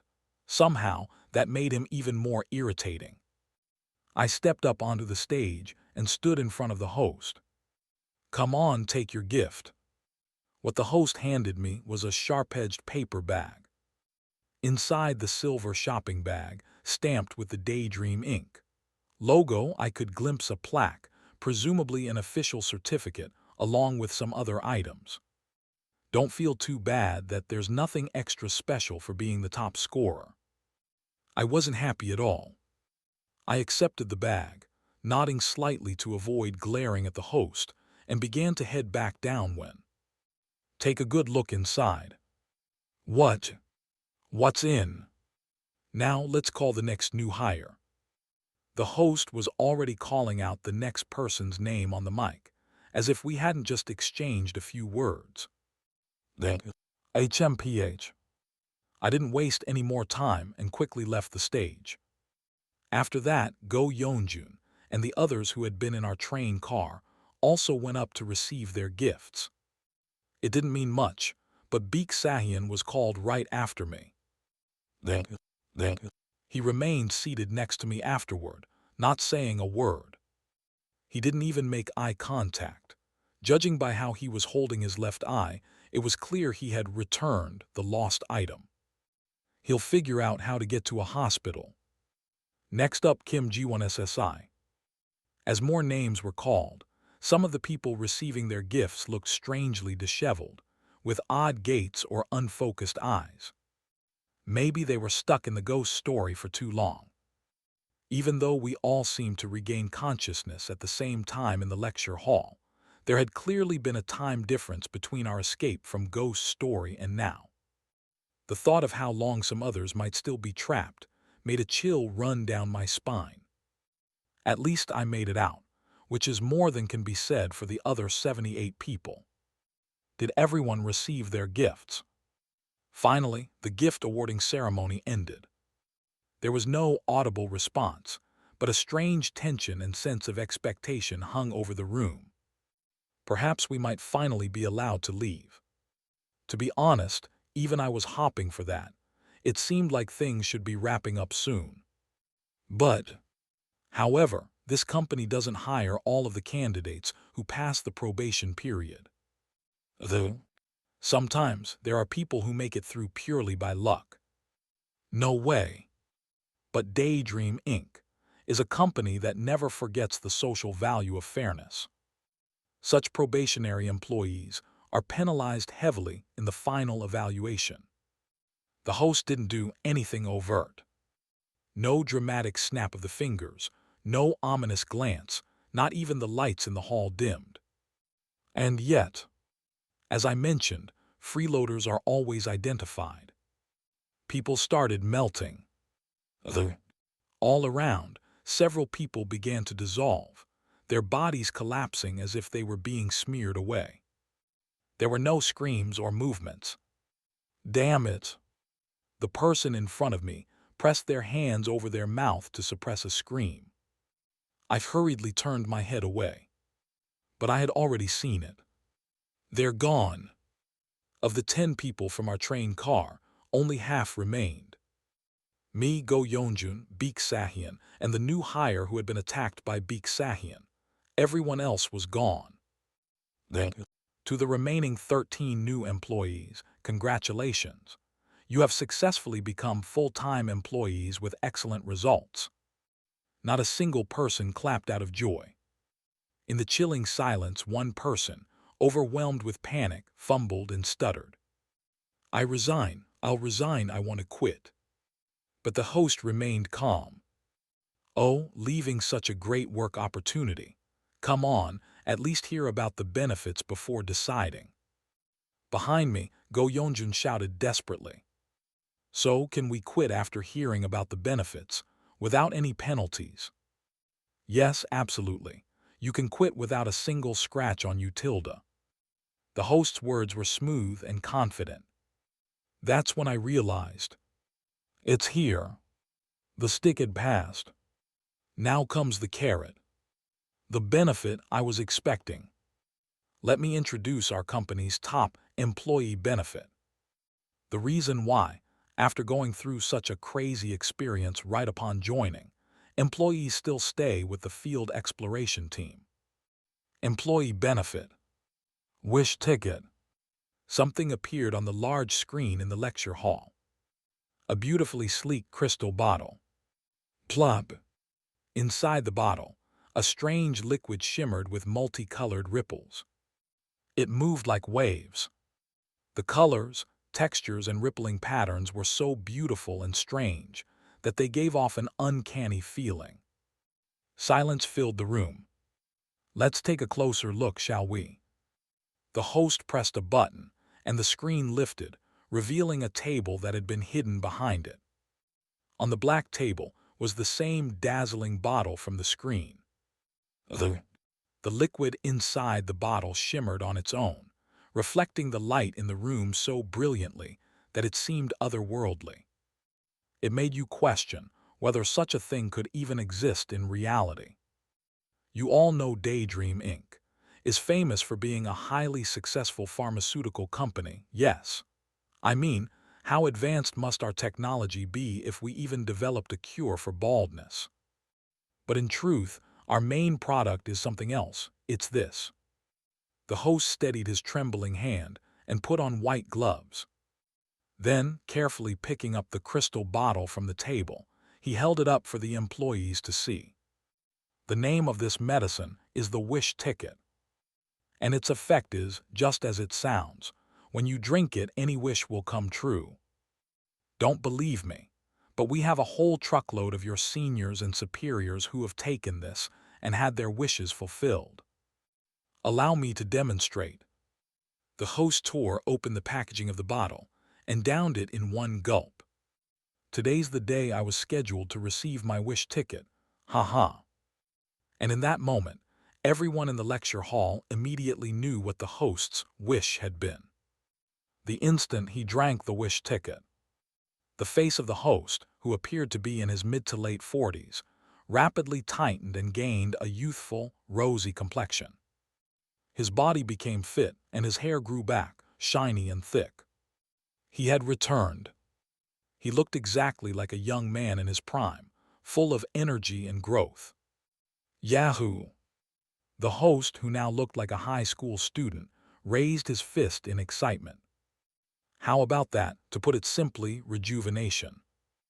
Even his voice had grown young and youthful. A stunned silence fell over the room for an entirely new reason. It was a silence filled with disbelief. The host pointed at the new hires in the lecture hall. The field exploration team, your team, always gets great performance reviews. On average, they receive the Wish ticket in half the time it takes other teams. In fact, the 10 employees who got the Wish ticket the fastest were all from the field exploration team. Gulp! Someone swallowed nervously from somewhere in the hall. Of course, it was all wordplay. In reality, it was no different from hazard pay. Before those 10, dozens, maybe hundreds of people must have died. So it was more like bait, a shiny but deceptive promise. But still, there are people who have taken it. It wasn't a scam. Now let's take some questions. Oh, you there? One of the new hires quietly raised a hand and asked in a rough voice, "Can it bring the dead back to life?" It was a tall man with brown hair. Ah, you always hear that question in these kinds of stories, don't you? The one thing that can't be wished for. But the host raised his hand dramatically. The wish ticket will grant any wish the drinker desires. Of course, as long as you use it correctly. For detailed instructions, please refer to the employee portal. The questioner fell silent again, but the unease among the new hires grew even stronger. The host didn't miss the moment. For other benefits, please check the screen or the pamphlet included in your gift bag. So, shall we make a decision? With a swift motion, the back doors of the lecture hall swung open. If you want to resign, please go to the desk outside and collect your paperwork. But if you've decided to stay with the company, the host gestured. Put on the mask that's inside your gift bag. A mask, oh. So this is when they hand those out. You know how customization is all the rage these days, right? The mask is designed to express your unique personality. Well, this one doesn't have any special functions, though. That's all there is to it. I clutched my smartphone. There were too many eyes watching to check properly. But if I could access the page of reconstructed by the Memorial Pop Socket, it would probably show something like this. == Dark Exploration Records / Daydream Inc. Departments. Miscellaneous. Employees in the field exploration team wear masks while on field duty, which are distributed after the new hire orientation. According to Employee D, the design of the mask is determined by the year of hire. For example, Agents with ant masks and agents with mantis masks are likely to have joined in the same year. Equals equals equals. In short, it's a symbol of the Daydream Inc. Field Exploration Team. I can't believe the day has come for me to receive this. It felt strange in many ways. Of course, 90% of me wanted to run out of here and throw the mask aside, screaming that I was quitting. Please just let me go. But even if I quit, this whole universe is a mess. The dark paranormal phenomena are already scattered everywhere. It's far too easy to end up as a background extra in a ghost story and have your life end in a rare and horrific way. It might be safer to work as an employee, collecting my paycheck, company gear, and ultimate reward while aiming for a department transfer. My survival chances might improve that way. Besides, if I want to return to my original world, that wish ticket seems to be my best bet. Anyway, there's no way a coward like me will survive long in this universe. Escaping this world entirely is the only real option. So logically, as painful as it is, if I choose the most reasonable answer, I have to join. As much as it kills me to admit it, there's no other choice. Damn. In the end, I swallowed my tears and opened the envelope. I reached in to pull out the mask. Something else came out with it. If needed. 10-015324865. A business card. The space where a name and title should be had been whited out, replaced with scribbled text. Did the host put this in here? I looked around, but no one else seemed to have a business card stuck to their mask. I'll deal with it later. I slipped the card back into the envelope and pulled out only the mask. It was smooth to the touch, covering only until my nose, a basic mask in shape.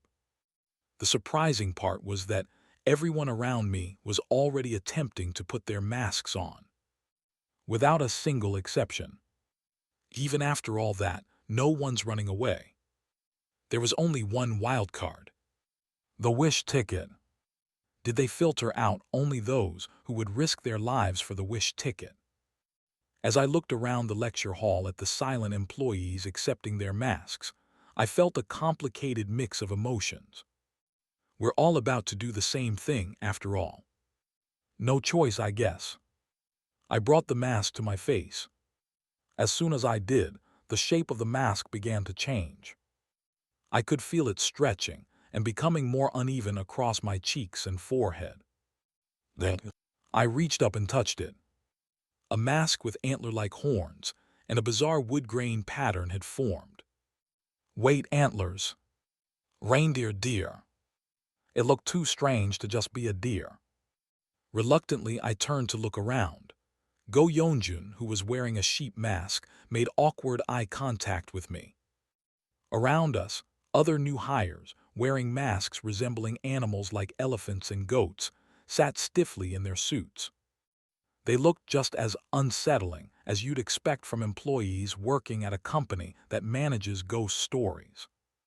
Once again, congratulations on joining the company. Clap, clap, clap. The slide on the PPT changed, playing a recording of applause. Employment confirmed. So it's come to this.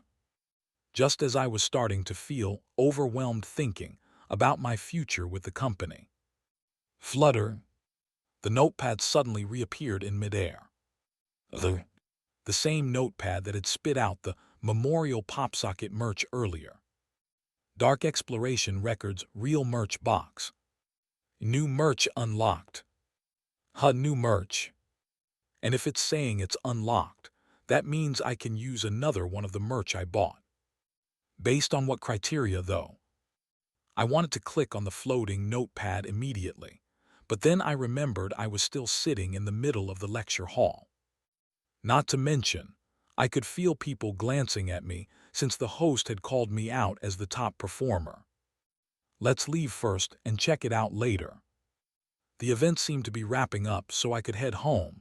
Wait. I suddenly realized something critically important. Do I even have a home here? I quickly pulled out my smartphone and started checking my records. Just like that, all traces of my previous job and work history had vanished. Even my family's contact information was wiped out. Please no. The only records left were from my college days, which at least matched my memories, giving me a moment of relief. But the problem is, I lived in a dorm during college, and I had a tough time getting my own place after graduation because of some schedule mix-ups. As expected, the most recent record I could find was a text conversation about going to see rental apartments and a chat with a friend complaining about staying in a motel because his studio lease fell through. Then I raised my head and glanced at the screen still floating in the lecture hall. Or rather, I focused on one word at the bottom of the screen. Employee benefit miscellaneous. Company housing. Benefit, I might as well take full advantage, right? The company housing benefit was processed shockingly fast. Hello. Hello. In less than an hour after inquiring at the front desk, I was assigned a room number, given a key, and even an address. The location wasn't bad either. Of course, it wasn't out of the goodness of their hearts to make things convenient for employees. If they want to exploit me around the clock, it makes sense to keep the wage slaves nearby. Still, the building looked like a decent office-style. It was clean, recently remodeled, and had solid security. Considering company housing is usually a perk for working in remote areas, this was absurdly generous. This company just made me go through a death survival game, so sure, why not move in? But this cynical thought became reality soon enough. When I bumped into Go Yeonjun outside the office door, she told me, "Did you hear? 7 of us got company housing." That's over half of us. It seemed like Go Yeonjun had also come here to move in. They gave me a sheepish look, noticing my stare. It's a bit scary, but since we're already hired, turning down a free place near the subway would be hard to justify. Right. Exactly. In capitalism, money is the scariest thing. Saving 1.2 million won a month, anyone would move in, pretending to be crazy. Approx 900 USD.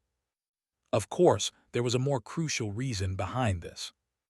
It seems like those who came from outside, the city got notified about the housing and signed up as soon as they were hired. That makes sense. Now I understand. The new hires had already celebrated and accepted the housing, making it hard for them to back out. I had wondered how they arranged my room so quickly, but now it made sense. The room I'm getting must have belonged to one of the new hires who didn't survive the death game. The thought sent a chill down my spine, making me feel a little ashamed. Anyway, after exchanging a few more words with Go Yeonjun, I headed up to the 12th floor, where my room was located. So far, so good. The problem. The office unit had 2 rooms, and my roommate was Beek Sahyun. Beek Sahyun was sitting in the living room. He had a medical eye patch over one eye, suggesting he'd received some sort of treatment, probably from the company, not a hospital, considering the timing. I quietly nodded to acknowledge him and started heading to my room when... Hey. What? Hey. I stopped in my tracks.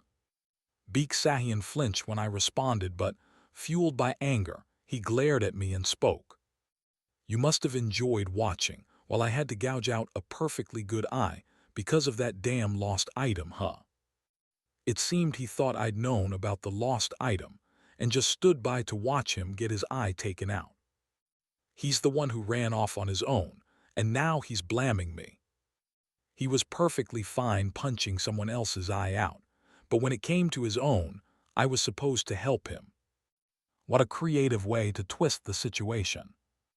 But at that moment, I realized something. If I responded apologetically, saying, Well, you suddenly ran out so.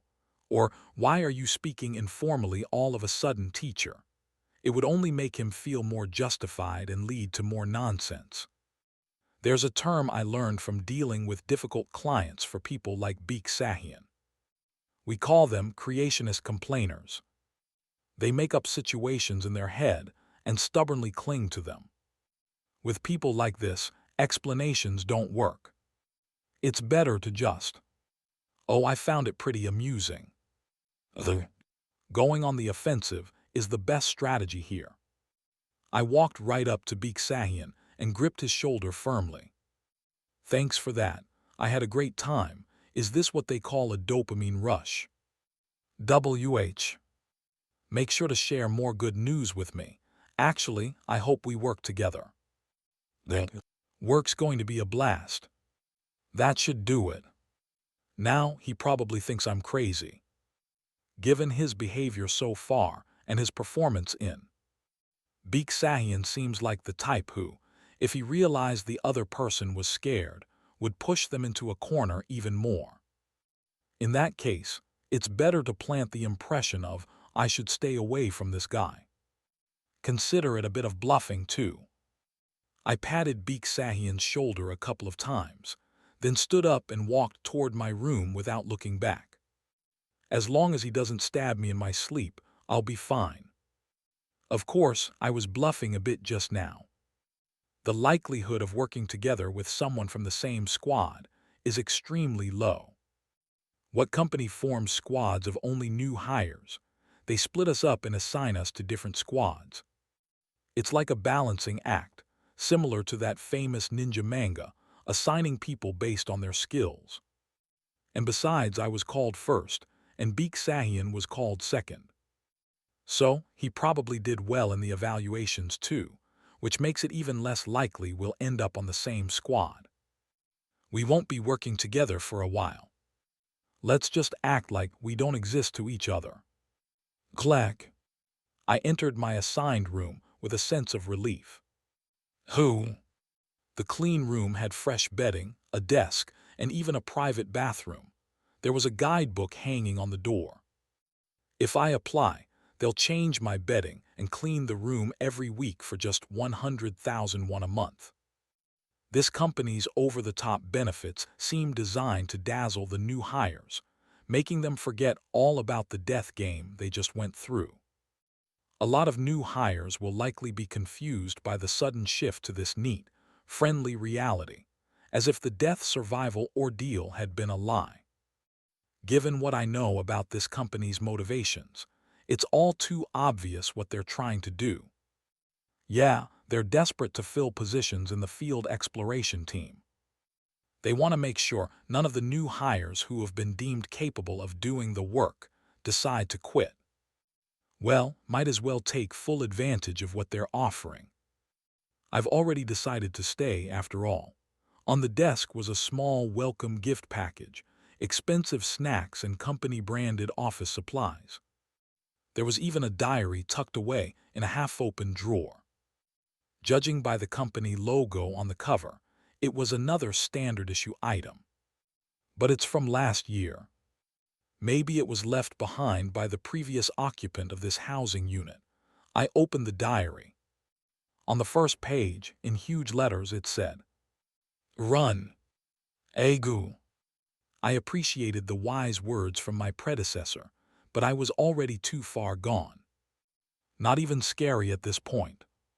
Just another chapter in the horrors of corporate life, huh? My sense of camaraderie with the author of this note swelled. I closed the diary and carefully put it back in the drawer.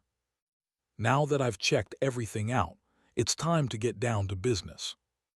Dark Exploration Records Real Merch Box. New merch unlocked. Now that I was alone, I could finally check it out. Who? With a bit of nervous excitement, I sat on the bed and reached toward the floating notepad in a comfortable position. Tack. Just like before when it spit out the grip holder, the notepad opened and something fell out. It was a clear OPP vinyl packet.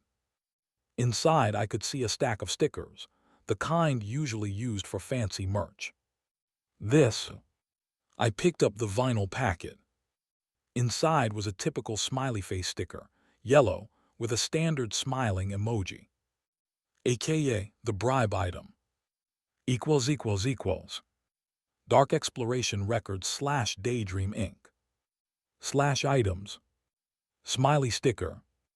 A salesperson's best friend, slightly smiling face. When attached to a sentient being, it induces mild feelings of friendliness toward the user. Unlock requirement. Must be a full-time employee or higher at Daydream Inc. P.S. Misusing the item for personal reasons like flirting will result in disciplinary action. == Despite its cheap packaging and rough finish, this sticker was an iconic item used in several parts of. It induces friendliness. That's basically a way to manipulate favorability. It was used to convince other departments for collaboration, wasn't it?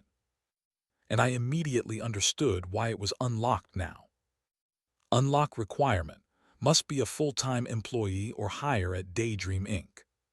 So I unlocked this because I became a full-time employee.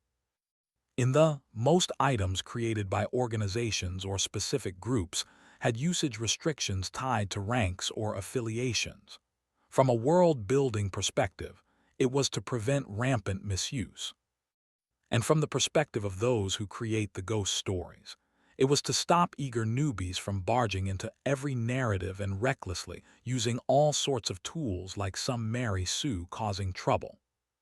Anyway, the fact that I now met those conditions means. Does this mean that every time I get promoted or change departments, this will spit out new merch? It definitely seemed like it could be helpful for survival. But really, I'd prefer if they hadn't dragged me into this world in the first place. When I think about it, even this feels like a ghost story in itself. I glanced up at the glowing notepad a few more times, feeling uneasy, before finally shifting my thoughts. Well, at least I got something useful. The smiley sticker. It would be a bit tricky since I'd have to stick it directly on someone, but having the ability to earn favor in an emergency is certainly a useful condition. However, there's a catch. This thing was discontinued after some drama. Apparently, the creators fought fiercely over the power of the sticker, arguing like it was life or death.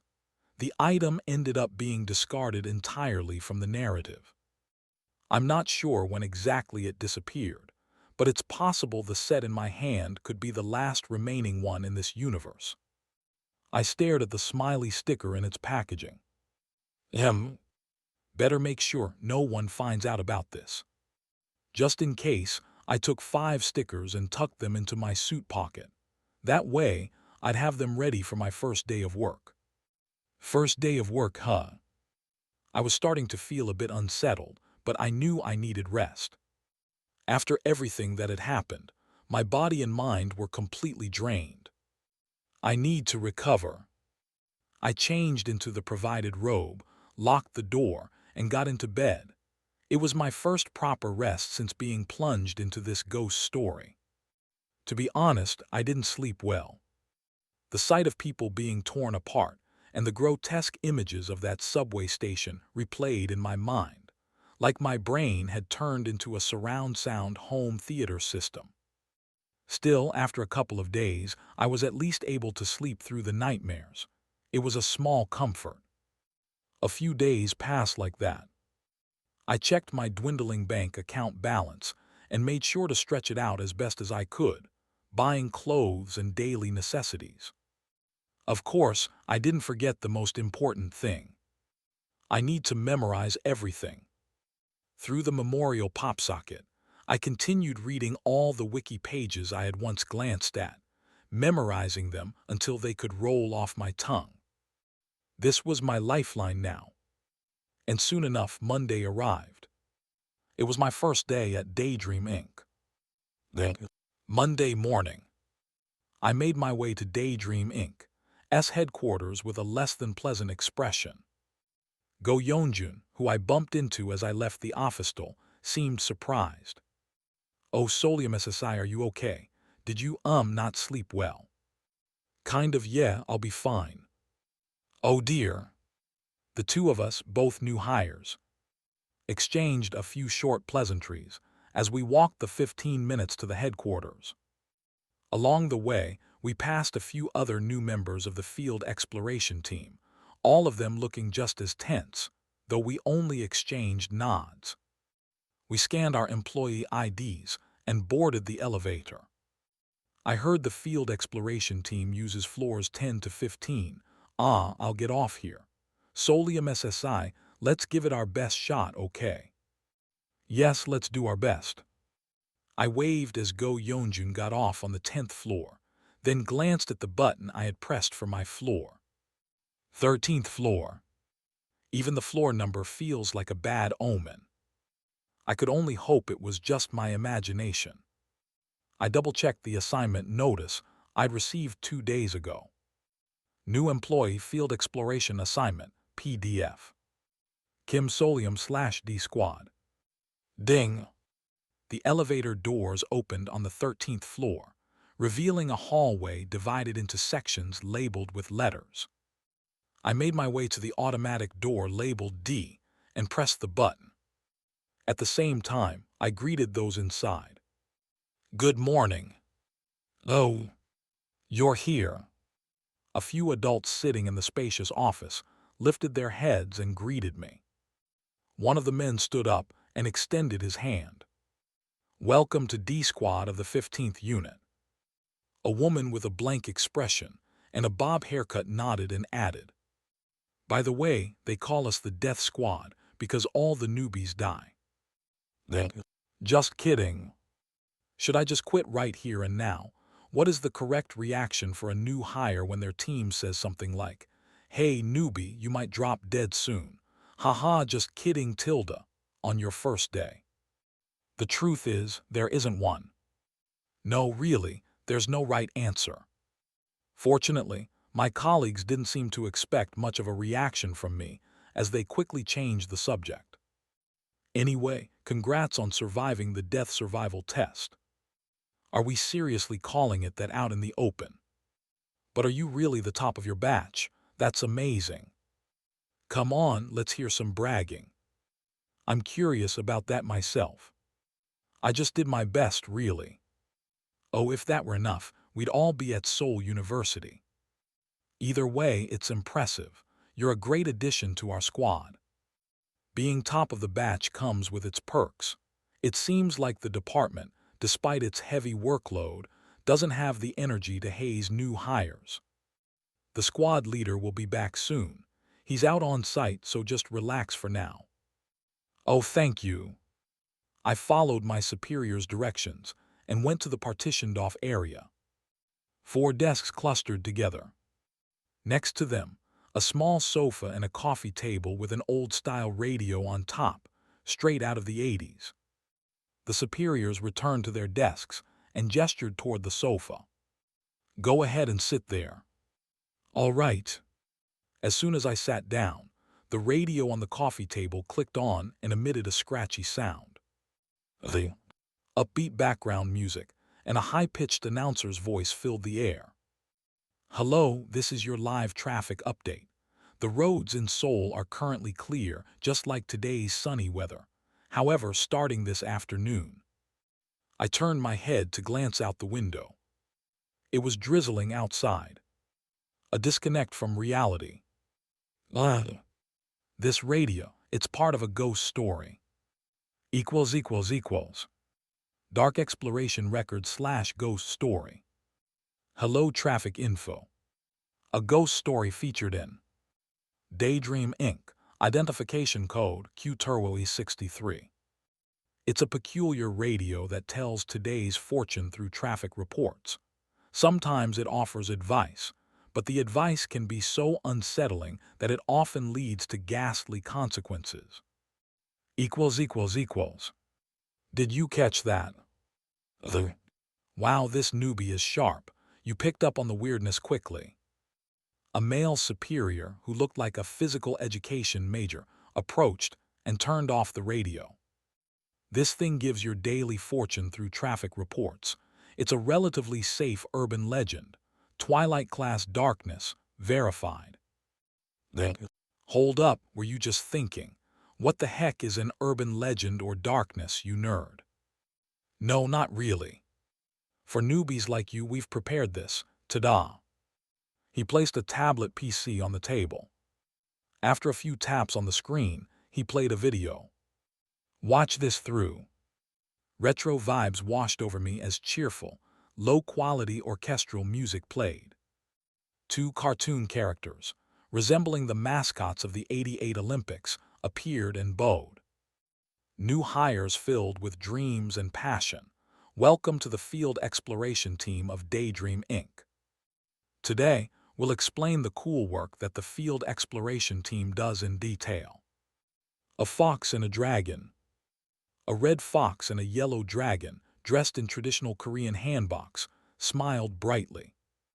But before we begin, an overtly old-fashioned font appeared above the two cute characters. What kind of company is Daydream Inc.? I already know. To the public, this company is a highly successful pharmaceutical company specializing in miracle hair loss treatments and skincare products. But in reality, you think all we make is hair loss treatments. Oh my gosh, actually Daydream Inc. can create any medicine you could ever need. A true magic company that makes magical potions.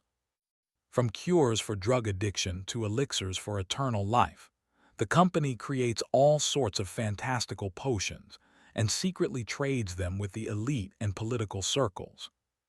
That is the true nature of Daydream Inc. A secret organization producing supernatural potions, which is impossible with existing science or reality. The fox character winked and raised a finger. But magical potions need magical ingredients. That ingredient is dream essence. The word dream essence appeared in bold, golden letters and sparkling liquid, began to flow majestically across the screen. Hearts and stars popped out as if it were some children's cartoon about magic potions, but its true nature was something else entirely. Dream essence is harvested from supernatural phenomena. The dragon held out its hand, and the screen transitioned. It showed a city alleyway in a cute illustration style. But red eyes appeared in the shadow of a street lamp, turning into a monstrous figure threatening a passerby. Then the animation exaggeratedly depicted a fan licking its blades as it hovered over a sleeping person. Did you know supernatural occurrences still happen in modern society?